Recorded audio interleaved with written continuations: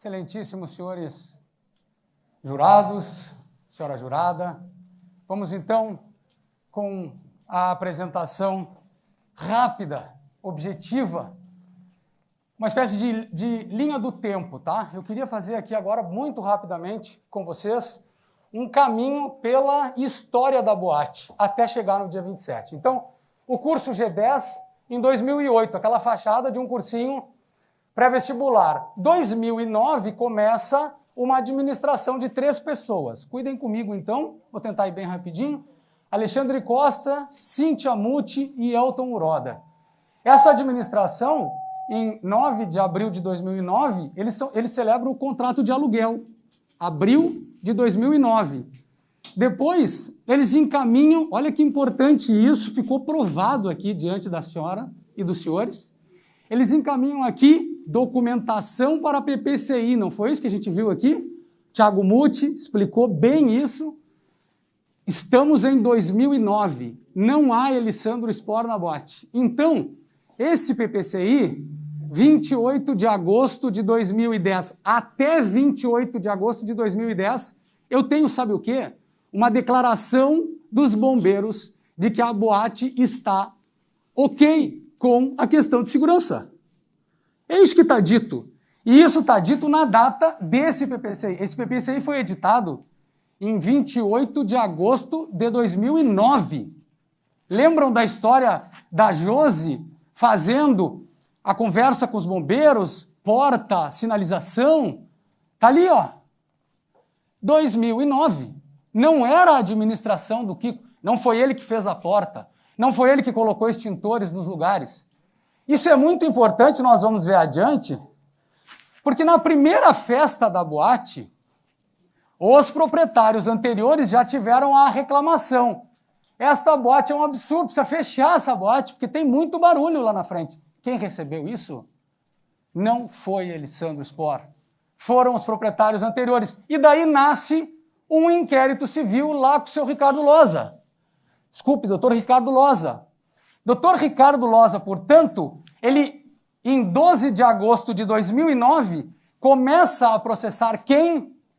No sentido amplo, Alexandre Costa, Cíntia e Elton. Quem responde por isso? Olha lá, 2 de agosto. Quem responde por isso? É o Alexandre Costa. Só que daí, festas ruins, 2009, não tem áudio. Pode parar, doutor, um pouquinho? Eu não vou ficar nesse negócio aqui.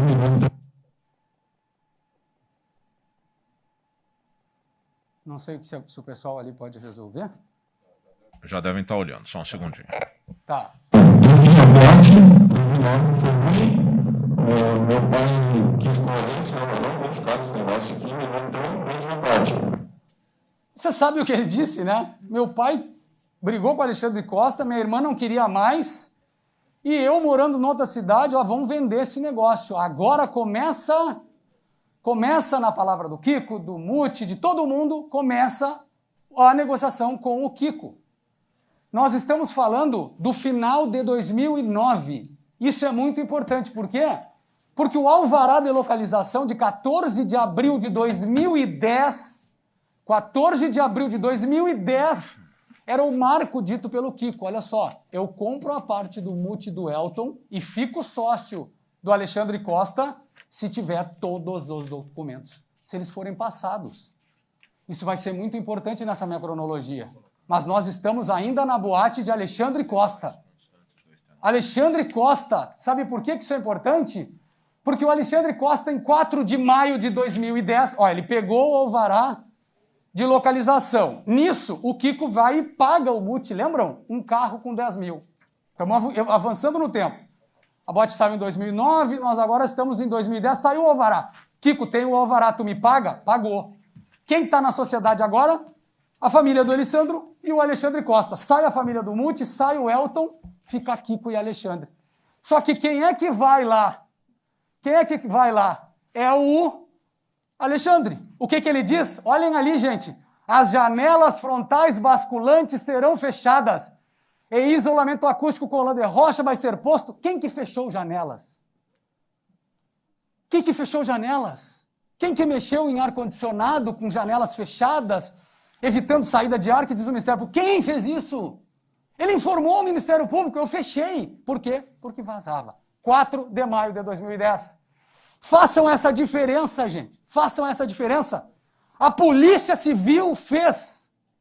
A Polícia Civil fez.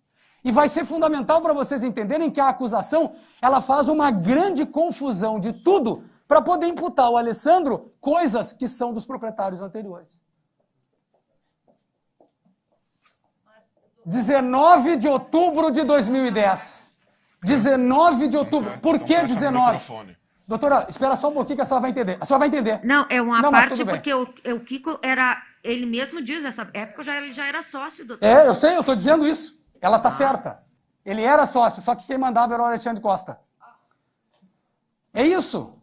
Só que eles não se davam. Não conseguiram tocar junto o negócio, porque são duas pessoas, talvez, protagonistas das coisas, não se deram certo. Aí o Kiko primeiro quis vender para o Alexandre, ele não quis, depois brigaram, o Alexandre sai e fica o Kiko. Quando que o Kiko entra, tá lá, ó. 19 de outubro de 2010. Gente, pensem comigo agora assim, ó. Estamos adquirindo um negócio na nossa família. Mas o vendedor quer que eu assuma a responsabilidade para trás. Vocês assinariam esse contrato? Assumindo a responsabilidade indefinidamente para trás? Ninguém faz isso. Quando eu vendo o meu carro, eu vou lá e registro. Para quê? Para que as multas agora venham para o proprietário novo. Eu não quero deixar o meu nome nesse novo negócio e quem pega não quer o problema para trás. Logo, pensem, o que for anterior a outubro de 2010 não pode ser responsabilidade do Alessandro. E aí, se eu estou falando isso, vejam, o contrato é dia 19 de outubro de 2010. Isso é uma interferência na imagem? É deles ali? Bom, não está prejudicando, vamos ir de frente. Primeira festa do Alessandro Sport. Olhem que coisa interessante. 3 de dezembro. E aí a doutora entende agora. Era o Muti? Era. Passou para a família do Kiko. Saiu.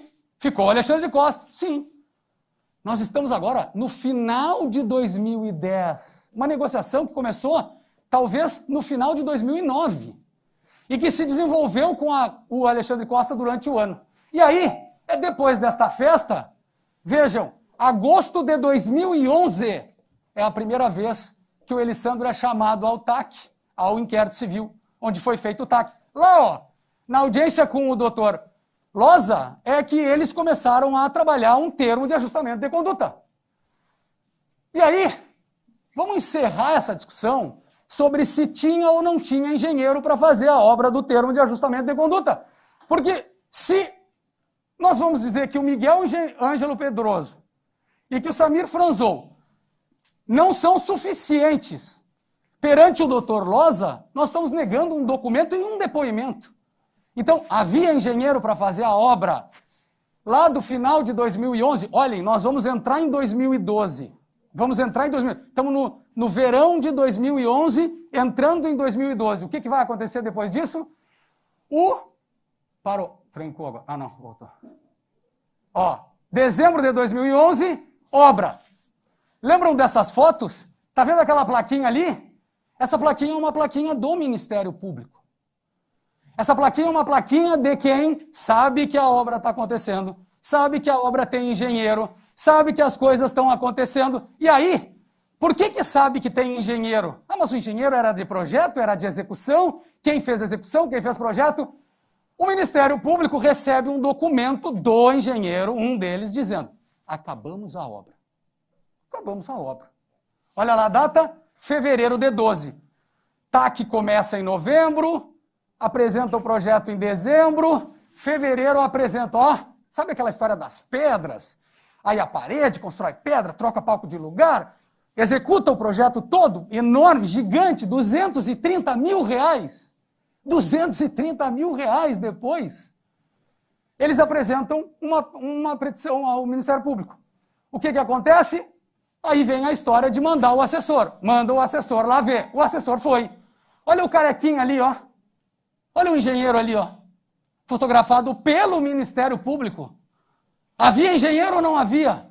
Havia. Está lá ele. Março de 2012. Barras nas portas, espumas nos caixas, mas isso não é atribuição do Ministério Público, está preocupado é com o som. É isso que ele quer resolver. E isso vai adiante. Em janeiro de 2013, gente, eu falei para vocês, fevereiro de 12, termina a obra. Manda o assessor verificar. Março de 12, sabe quando foi o último despacho do Ministério Público? Mandando ver o som que ainda estava vazando na boate? E nada acontecia? Em 18 de janeiro de 13, na véspera do acidente. Na véspera do acidente. A gente tem, então, que esse TAC, que esse inquérito, ele tramita por 3 anos e 5 meses. Toda a história da Boate Kiss está dentro de um inquérito civil. Ele tem o mesmo tempo de vida da boate. Se contar que a primeira festa vazou barulho, ele foi para dentro do TAC. O que isso me diz? Me diz que alguém está errado. Alguém está errado. E é isso que eu queria falar com as senhoras e com os senhores rapidamente. Eu tenho indiciamentos da Polícia Civil e eu tenho uma denúncia do Ministério Público. E eu vou mostrar agora que o Ministério Público teve motivo para fazer o que fez e que a Polícia Civil agiu corretamente. Ninguém é melhor do que ninguém. Eu não tenho procuração de delegado nenhum. Mas eu sentei com os 9 delegados no começo desse processo e disse para eles, nós vamos trabalhar e eu só peço a vocês o seguinte, tratem cada um com a sua responsabilidade. Ao final desse inquérito, depois de uma entrevista coletiva do Ministério Público, eu fiquei pensando como é que estava o coração, como é que estava a alma dessa gente que se doou a fazer o maior inquérito do país em 50 dias. Como é que estava o coração quando o Ministério Público dizia na sua entrevista coletiva que a polícia não sabe fazer tipicidade. Não sabe, são toscos. Isso não serve, é meu. Mas o que eu li ali daquela entrevista coletiva é assim, nós é que estudamos para isso. O Ministério Público, eu cheguei a ver entrevista nesse sentido, mas não dá para ser verdade. Eu tinha um monte de gente trazida pela polícia, um monte de gente. E lá eu tinha, das 35 pessoas, eu tinha 15 por homicídio, 2 por fraude processual. 9 por homicídio doloso. Inclusive a irmã do 2 por falso testemunho. A mãe e 16 indicações a mãe, a irmã e o para cunhado, militares. é isso? Isso, estava tudo lá. Aliás, deviam ter sido processados. Assim como ele Por coerência, doutora, por coerência, a irmã do Kiko tinha mais gerência do que ele Posso sobre a fazer uma atividade pergunta diária. técnica para o senhor, O senhor doutor? pode fazer tudo o que o senhor quiser. Aí, Tecnicamente, pelo Código de Processo Penal e pela Constituição Federal, de quem é a atribuição de formar a opinião delicti? Do delegado ou do Ministério Público? nesse caso, infelizmente, de vocês. Porque, infelizmente... Agora eu vou mostrar. Você não Olha gosta lá, da Constituição? Quantos sobraram? 4. Sobraram Não, 4. os outros foram processados Sobraram em processos 4 por próprios homicídio do- doloso. Dos 9. Sobraram 4 por homicídio doloso. E os é militares que perderam o lamentável. cargo? É lamentável que tenha acontecido isso. Eram Só 9 4. só. Mas eu vou explicar por que foram 4. Senhores e senhoras, isso aqui que está acontecendo é a tentativa há 8 anos, há quase 9 anos, de calar os familiares, o advogado do Kiko e quem quer que fale isso. Sabe por que ficou 4? Porque tem 4 numa acusação de dolo. Dolo? É verdade que a acusação é de dolo? É. Não se preocupem, famílias. Eles estão acusados por dolo. Vão apodrecer na cadeia. E vai ser rápido esse processo. Em pouco tempo, haverá um desfecho e eles estarão no tribunal do júri. Ah, é verdade? É verdade. Mas o que a Polícia Civil... A Polícia Civil que não sabe o que fazer, a Polícia Civil que não tem atribuição para fazer, o que eles disseram para os familiares quando terminaram o inquérito? Eles disseram o seguinte, que o acesso às descargas, a iluminação de obstáculos, a de chão, a porta de descarga no seu cálculo, a porta intermediária, os obstáculos dos guarda-corpos, a saída de luz, eles disseram o seguinte, que isso tudo passou pelos bombeiros. Eles disseram que isso tudo passou pelos bombeiros. E sabe o que a polícia disse? Que eles deveriam ser processados por homicídios dolosos juntamente com os donos da casa. Não. Puxa, mas não é isso que eu estou dizendo? A polícia disse isso. Tá lá, ó. Disse isso. Fica claro e evidente que a omissão Não na disse adequada e isso. correta fiscalização por Não parte dos disse investigados. Olha lá! Tá escrito. Não sou eu, gente. Não sou eu, tá escrito. Se não tá escrito lá, então eu não enxergo mais. Me devolvam a visão. Onde que tá? Assumiram o risco do resultado, tendo suas condutas nexo de causalidade com as 241 mortes. Ninguém vai negar o trabalho da polícia. Por mais que eles tenham liquidado, não só com a honra, com o conhecimento, com a capacidade de trabalho dessa gente, mas talvez até com as suas condições posteriores de trabalhar em locais adequados, porque estão todos removidos para o sertão. Aí, o que disseram do Alex Rocha Camilo? Olha lá, homicídio culposo. Ah, é? Por quê? Alex da Rocha Camilo, porque deu o alvará de proteção contra incêndio. Na época, o capitão Camilo assinou a citada renovação. E o Marcos Vinícius Birman lá da prefeitura? Tinha a prefeitura no meio desse negócio? Por homicídio? Tinha. O que disse? Concedeu o alvará de localização da KISS em 14 de 4 de 2010. Pensem comigo, nexo causal. Se esse secretário faz o seu trabalho,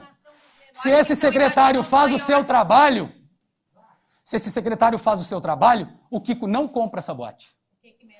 Não compra essa boate.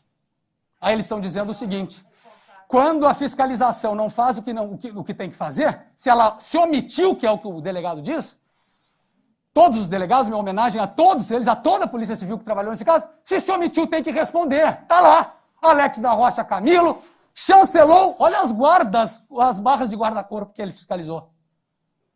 E aí digam, pensem comigo aqui, por que eu estou fazendo isso, gente? Para que vocês entendam qual é o discurso de defesa do Kiko. É assim, ó. Se o Alex da Rocha Camilo, se o Marcos Birman, que vê inclusive a questão das espumas, junto com o Miguel Pacini, a prefeitura viu isso na sua própria legislação, que incumbe a ela, junto com os bombeiros fiscalizar. Se eles viram isso, gente, e me deram os alvarás, o que eu, como proprietário, tenho que fazer?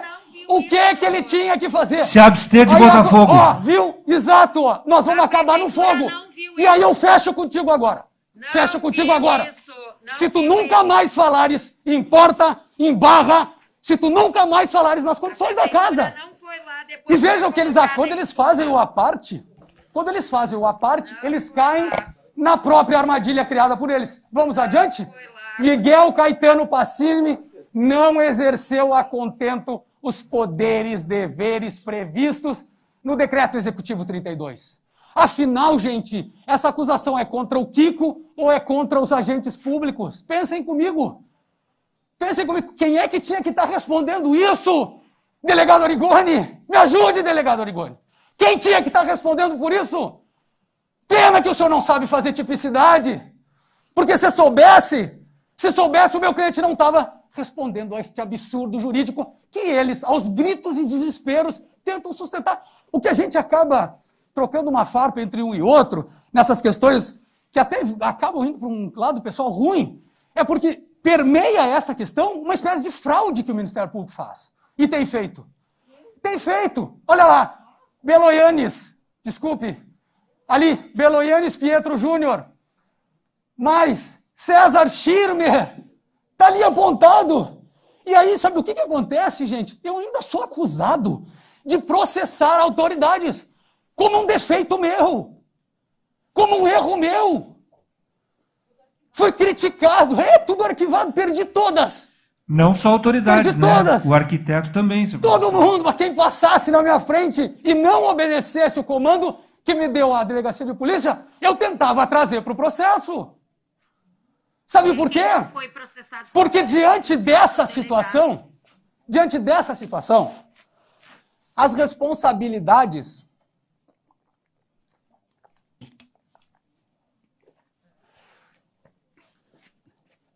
elas seriam divididas. As responsabilidades seriam divididas. E aí, estas pessoas não queriam matar ninguém. São pessoas honradas. E é preciso, inclusive, distinguir se algum deles efetivamente tinha que ser réu. É preciso distinguir se alguns subordinados a eles precisariam ser réus. Eu não estou dizendo isso. Eu só estou dizendo que a Polícia Civil, quando olhou para esse caso, Ela olhou com os olhos de quem quer todos, dizendo aquilo que acertaram e dizendo aquilo que falharam. E aí eu sempre fui criticado. Isso é uma matéria de jornais de grande circulação que prestam muito pouca ajuda para o esclarecimento desse caso, que dizendo a estratégia do advogado de Kiko. O maléfico, o maquiavélico. Sabe o que ele está fazendo? Ele quer trazer os agentes públicos para tirar o cliente dele. Eu vou dizer aqui, e vou dizer mais de uma vez, eu não peço a absolvição de Elisandro Spor a nenhum dos senhores e nem a senhora. Não é esse o meu pedido. Não tem sido esse o meu trabalho nesse processo. Não foi assim que eu conversei com um pai desesperado que me interpelou na saída da Botkiss, quando a gente foi fazer uma vistoria. Eu nunca disse isso e não peço. Eu estendo a possibilidade pela votação de quesitos. Porque não sou eu que determino, nem eles. Nós estamos aqui dizendo aos senhores e à senhora, julguem como vocês acharem. Eu não sou dono da verdade. Agora, por conta dessa situação, eu consegui, a partir do belo trabalho que a Polícia Civil fez, dizer para quem fosse julgar o seguinte, que eu tenho um PPCI concedido pelos bombeiros, eu tenho alvarás concedidos pela polícia e eu tenho um inquérito civil que tem a idade da boate. Que tem a idade da boate. Chamem estas pessoas, sabe para quê? Para que o que a Polícia Civil diz seja cumprido. Para que toda a estrutura de segurança da boate, quem responda seja os bombeiros. Para que o alvará de localização e todas as questões de alvarás da prefeitura, quem responda seja a prefeitura. Para que o promotor de justiça que não trouxe o bombeiro para dentro do TAC, deveria ter trazido, errou nesse ponto. Errou. Se falarem com ele, ele vai dizer, eu errei, mas eu não tinha isso. Aí vem o maior problema todo desse processo. Por que acabou acontecendo o que aconteceu? Por que os 4? Porque senão ele teria que ser réu também. Ele teria que ser réu também. Certamente, como réu, ele aqui, sentado, chorando, diria, eu não imaginava que isso fosse acontecer. Ele disse isso para a imprensa, ele disse isso aqui, ele vai dizer isso a vida inteira. E talvez ele não tivesse que ser réu mesmo. E se fosse réu, certamente não deveria ser condenado por homicídio doloso, na modalidade de dolo eventual. Quem tem que ser condenado por homicídio culposo é o meu cliente que errou. Esse sim tem que ser condenado. Por incêndio, com resultado morte. Pode ser que sim. Quem vai escolher isso, se atenderem o meu pedido, é o juiz. Não são os senhores nem a senhora. Tem que ser condenado. É por isso que eu digo que o pedido correto é a desclassificação. Agora, para não trazer o Ministério Público para o banco dos réus, do processo mais complicado do planeta, o Ministério Público não podia trazer mais nenhum agente público. E daí o que aconteceu? De todos, só ficaram 4 que não eram agentes públicos.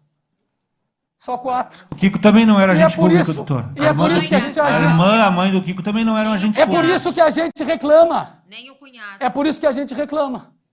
E os outros Sequer os outros que tinham responsabilidade não foram chamados. Foram.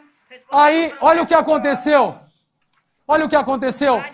Todos eles viram isso. A sociedade inteira viu. E aí, fica muito legal fazer a representação da associação por ser o agente acusador. Mas moralmente, eles não representam a associação. Não representam. Os interesses maiores daquelas pessoas, não. Porque a coisa mais importante para eles é que acontecesse o que aconteceu em Cromagnon. Esse seria o correto. Agentes públicos respondendo ao lado dos particulares, assumindo eu dei PPCI quando eu devia investigar melhor. Eu fiz inquérito civil e fiz TAC quando eu deveria ter levantado da cadeira e ido até lá, quem sabe. Quem sabe? Assessores às vezes servem para ajudar as pessoas. Se confia neles. Mas não foi na boate. Não foi. Então, eles sentiram isso e quando eles disseram tem algo errado, foram processados. E quando foram processados, o próprio Ministério Público se deu conta que se fosse adiante nesse processo, não haveria quem acusasse os réus. Porque quem acusava os réus, ao mesmo tempo, tinha que defender-se. Essa é a parte mais difícil desse processo. Quem acusava os réus tinha que se defender. E quando tinha que se defender e ao mesmo tempo acusar, gerou um conflito enorme. Sabe o que aconteceu com isso aí? Eles pediram absolvição depois de terem processado. Ou seja, eles maltrataram os pais, machucaram eles porque estavam dizendo a verdade e logo em seguida disseram: mas agora você só tem a nós para acusar esses 4. E se nós não pegarmos esses 4 na medida que nós já iludimos vocês, quanto ao resto, vocês não vão ter nem os 4. O meu cliente vão ter. Porque o meu cliente tem que ser condenado. O meu cliente vão ter. Vou cumprir a minha palavra, a palavra que eu dei lá no início. Trouxe todos os agentes públicos para dentro da confusão, quis que todos se explicassem. Por quê? Porque é uma tese defensiva fundamental para o meu cliente mostrar que ele não pode duvidar de um PPCI porque ele não tem conhecimento técnico para isso. E porque a normalidade das situações da vida não fazem com que a gente duvide do PPCI. Porque o alvará de localização, quando diz funciona, o empresário fica feliz da vida e funciona. Ele não contradita, ele não duvida do alvará. Então eu queria que essas pessoas viessem para que o Ministério Público parasse de fazer um grande saco, onde ele joga tudo ali para dentro, mexe e puxa o que ele quer, a hora que ele quer. Não importa se ele está em 2009, não importa se ele está no PPCI de 2009, não importa se ele está no alvará da prefeitura expedida antes da entrada do Kiko, não importa. Eles dizem: esta casa era uma ratoeira.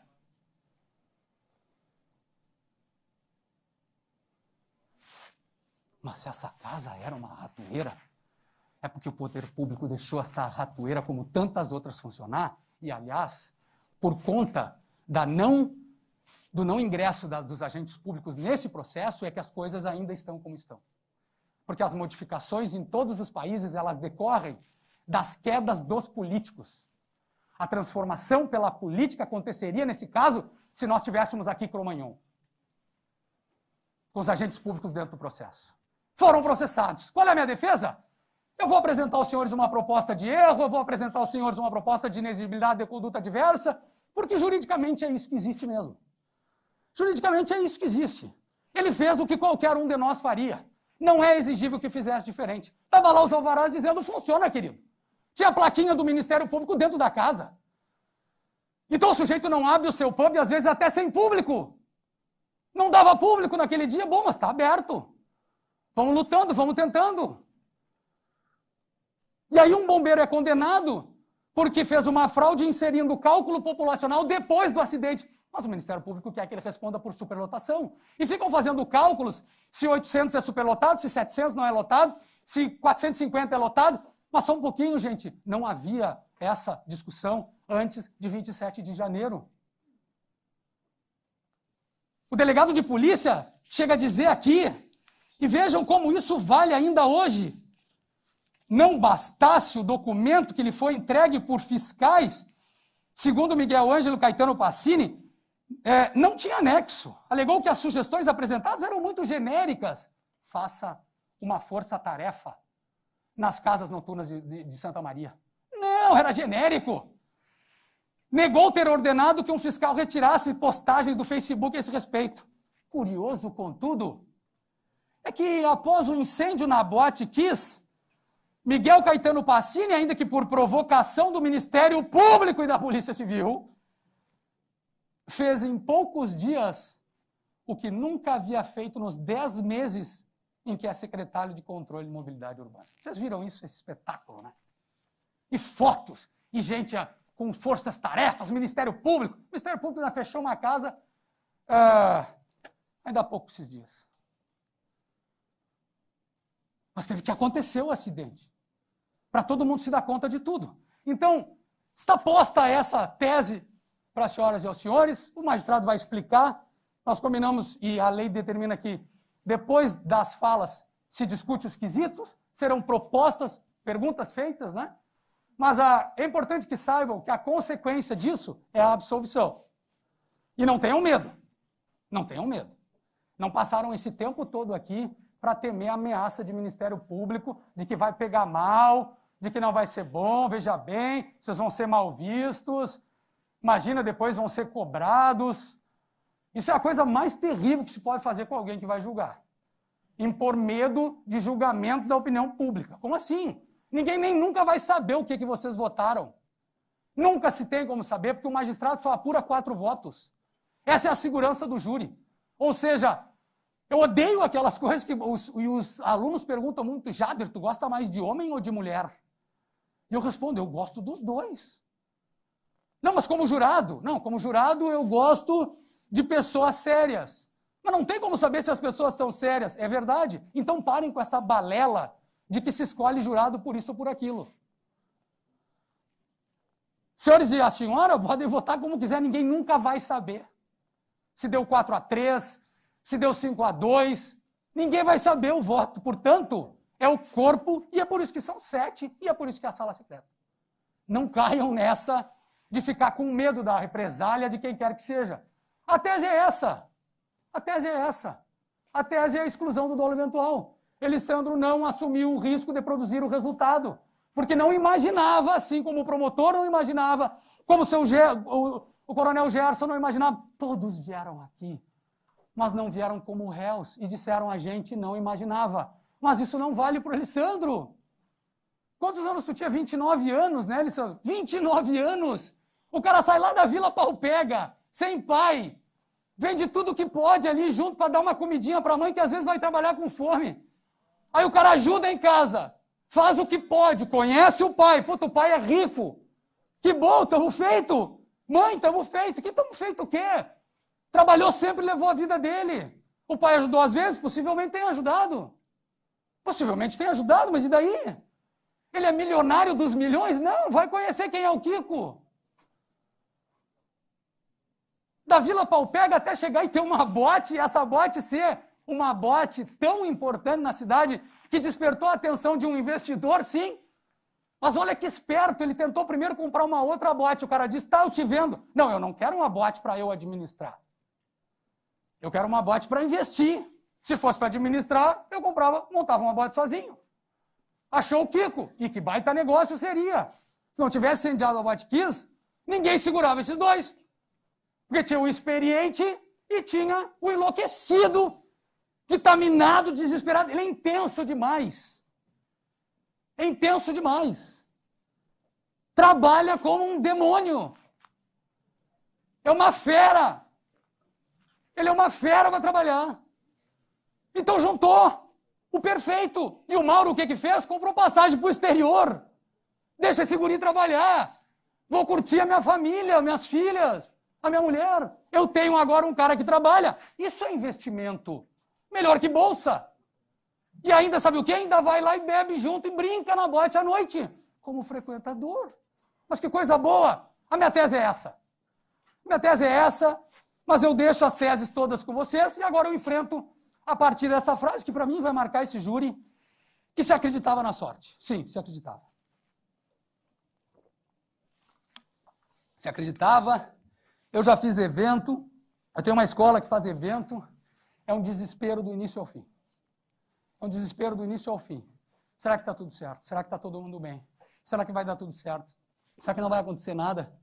Será que vai dar tudo bem? Eu não vou contar detalhes do que eu já passei nos eventos da minha escola, porque não está nos autos. Mas a gente fica o tempo inteiro, e aí vem aquela sensação que eu conversava com o Kiko, que é assim, ó, terminou, e a gente pensa, deu tudo certo. Mas o que aconteceu com ele? Não, é que ele fez um evento de 2 dias e deu tudo certo. Isso é querer o bem. Isso é querer fazer as coisas todas certas. É querer que tudo saia bem. E torcendo até o final que dê tudo bem. Como ele queria terminar dia 27 de janeiro. Todos eles. O Luciano queria fazer a apresentação e os caras queriam dizer para ele, porra, Luciano, que coisa linda que ficou aqueles fogos, cara. Feito! Era isso que ele queria. Ele queria o bem. Ele não planejou o mal e ele não pensou no mal. Mas o mal aconteceu. Então tem que ser condenado. Tem que ser condenado. O Luciano botou um negócio na mão do Marcelo. Esse aqui, particularmente, eu vou dizer uma coisa. O cara que está cantando e com o perfil que a gente sabe que ele tem, ele diz o seguinte, põe aí, o que eu faço? Levanta a mão e canta. Levanta a mão e canta, ele fez. Mandaram cantar, ele cantou. Esse cara aqui, mandaram ele lá comprar um negócio e o cara foi lá e comprou. Daí essa Cabum vem depois e conta uma historinha. Eu falei pra ele, aí ele disse isso, disse aquilo. Claro que o funcionário vai dizer que vendeu de qualquer jeito, como depois os guris foram lá e compraram. Tudo fora de caixa. E aí veio o Mauro, que eu já falei. Mas enfim, eu já falei, condenem o Kiko. Mas condenem qualquer um deles pelo certo. E o certo não é dolo. O certo não é dolo. Por que não é dolo? Não é dolo porque juridicamente não é dolo. Não é dolo porque não é correto. O jurídico, ele nunca é o jurídico sem o fático. Não existe nada jurídico sem um fato. Porque o fato é que dá vida ao direito. O fato é o direito. Sem fato, o direito não é nada. Sem fato, o direito é nada. Ele é nada.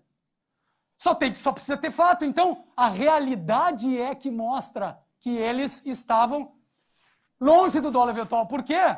Porque no dolo eventual, a pessoa assume o risco. Na culpa, ele também assume. Mas olha qual é que é a diferença. A pena do dolo eventual, ela é igual à pena do dolo direto. Então, é preciso que haja nessa conduta uma indiferença com a vida humana igual à do dolo direto, porque a pena é a mesma. E o desvalor que o direito atribui ao que está acontecendo é o mesmo. Então, se eu tenho um dolo direto, que é pegar uma arma e matar alguém com uma pena de 6 anos ou de 12 anos no qualificado, se eu tenho isso, e eu estou tratando de um dolo eventual, eu não posso estar aqui diante de uma conduta com uma lesividade muito inferior ao que eu tenho aqui. Sabe por quê? Porque a pena é a mesma.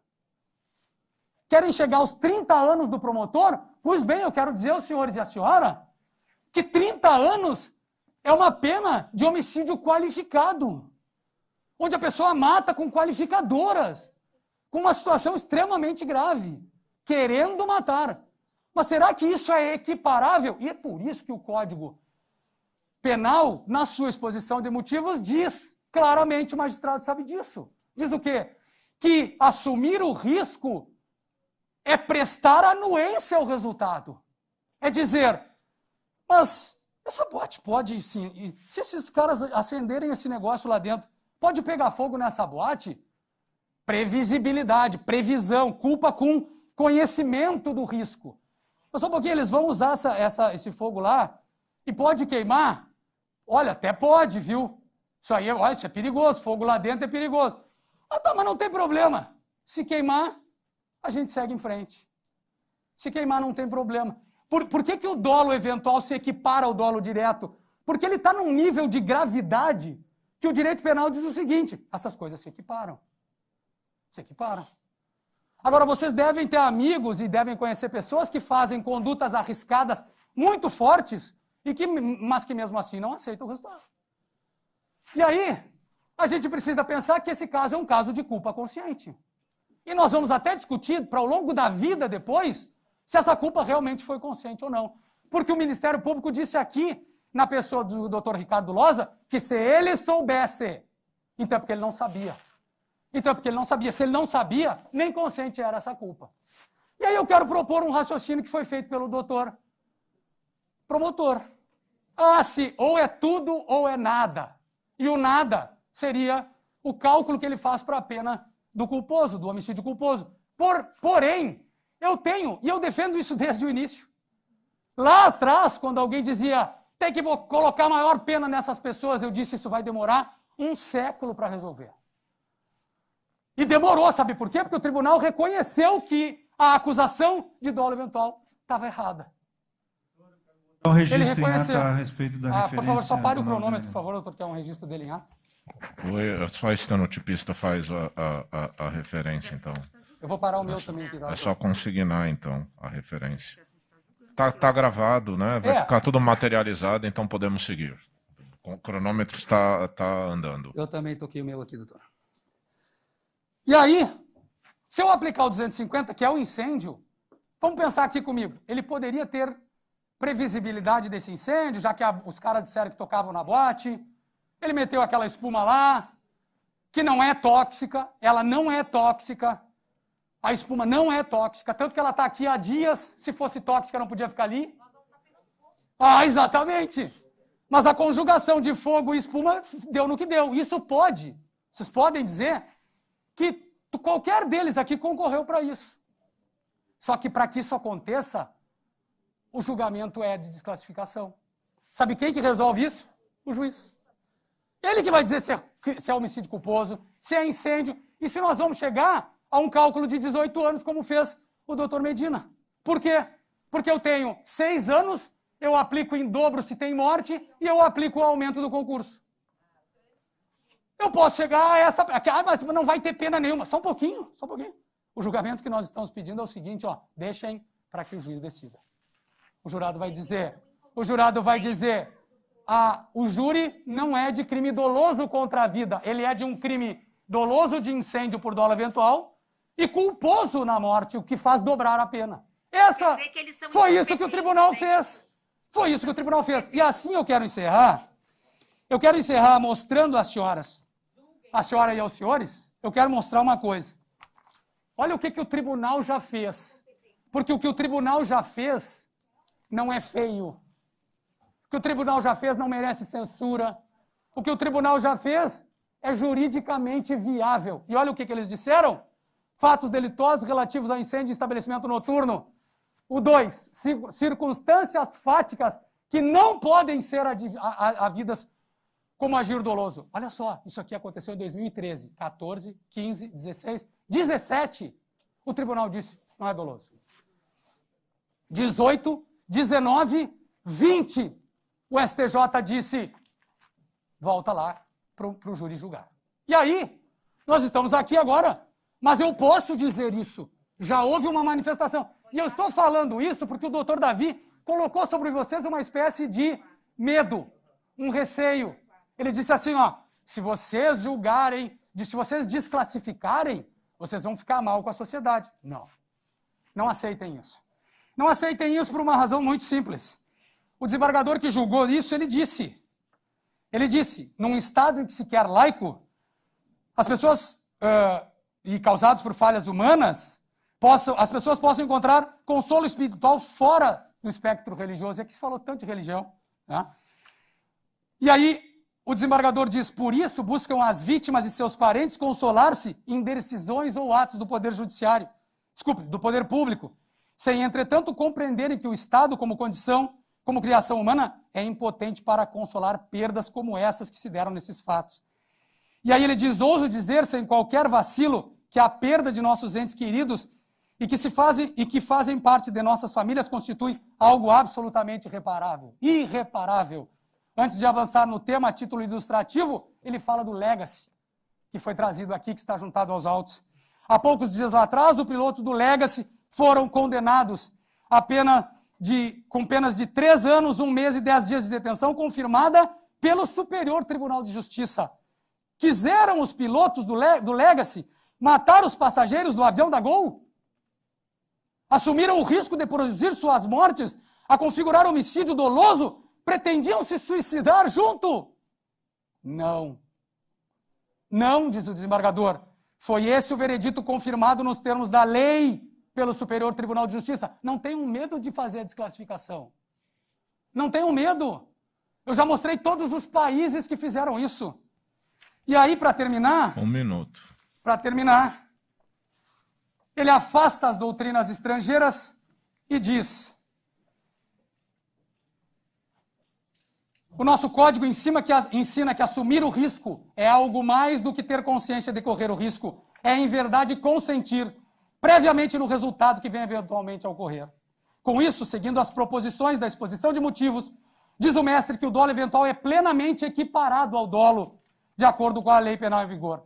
Além disso, todas as circunstâncias fáticas elencadas no voto vencido, todas elas, estão despidas de elementos indicativos da existência de dolo quanto ao resultado, referente a fogo de artifício, ambiente impróprio, superlotação e tudo mais. Ao contrário, ditas circunstâncias sobre permitirem com segurança a exclusão do dolo, podem indicar culpa em sentido estrito.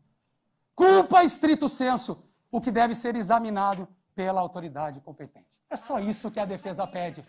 Que a senhora e que os senhores admitam aquilo que o próprio tribunal e que os tribunais superiores têm admitido. Afastem o dolo eventual, entreguem ao magistrado para o julgamento. Muito obrigado.